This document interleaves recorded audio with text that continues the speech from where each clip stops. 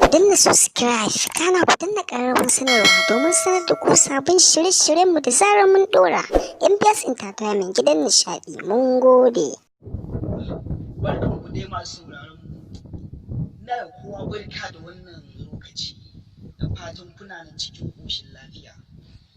Ba wani abu bane yasa zan ɗan muku wannan takaitaccen bayani shine. Insha Allah nan da kwanaki masu zuwa basu biyu ba ko uku ko sati biyu. Insha Allah a wannan channel tamu mai albarka za mu dinga ɗora muku wani kyakkyawan bidiyo da zai ƙayatar da ku, nishaɗantar da ku.